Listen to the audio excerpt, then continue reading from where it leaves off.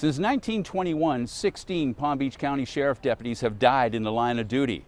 For the families of these fallen heroes, today is a day they will never forget, especially one woman who was 9 years old when she lost her father. I mean, it's on our minds every day, but today is our PBSO family. Dana Price was married for 13 years to Deputy Sergeant Donald Chavolt. He was killed in 2002 during a struggle with a suspect. He left behind Dana and two young daughters, Amy and Morgan. Amy was 9 years old at the time. When you're 9 and your dad passes away, you think there's nobody else in the world that has that problem. And then you come to something like this and it's life-changing. The Fallen Deputy Memorial Wall at the Palm Beach County Sheriff's Office lists the names of every deputy since 1921 who paid the ultimate price protecting the community. Most recently was back in 2007 when Deputy Sergeant Donta Manuel and Jonathan Wallace were killed in Pahokee searching for a car thief. For Sheriff Rick Bradshaw, today's ceremony hits close to the heart. You know, I remember that day like it was just yesterday, but every time either a deputy or a law enforcement officer gets killed anywhere in this nation, you know, it tugs at your heartstrings. Now, there were several other agencies paying respects to the fallen heroes today, including the West Palm Beach Police Department. One officer summed it up best by saying, "When one of us goes down, a piece of us dies inside, each and every one of us." In West Palm Beach, I'm Thomas Forrester, CBS 12 News. Believe it or not, this is actually an improvement to what it looked like out here earlier today. Take a look. This family says that their shed was completely ripped apart and everything inside of it tossed into this canal. Kyle Smith says he and his family feel lucky to be alive after what appeared to be a tornado ripped through their yard. I opened up the door and it tried to actually pull me out the wind.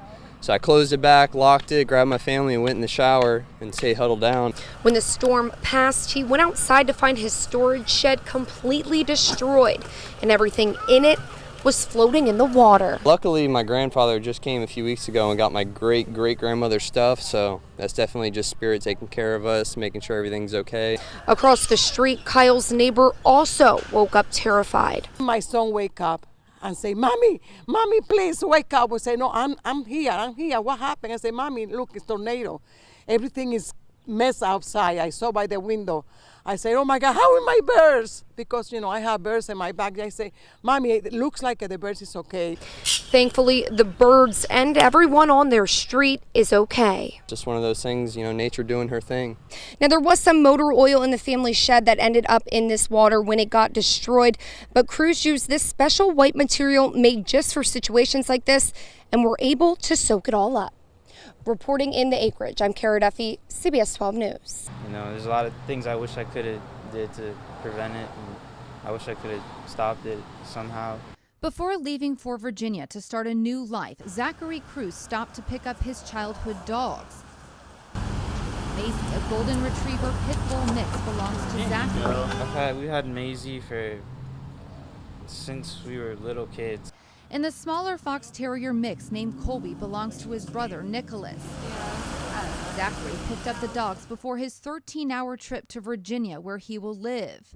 On Friday, a judge set the terms of his 6-month probation for trespassing that allows him to live out of state.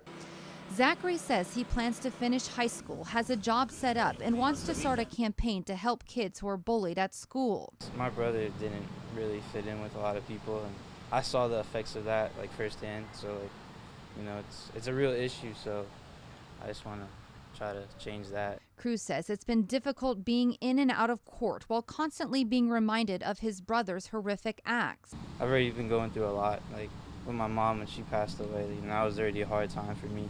And then what happened with my brother just added on top of that. And now I just have a lot of people that just want to see me fail for no reason. Donovan feels it's imperative that Cruz leaves South Florida so he can have a chance at life. I think getting him to a new place where he can come out of the shadow of his brother's heinous acts and get an opportunity for a fresh start is really important. Andrea Marvin, CBS 12 News.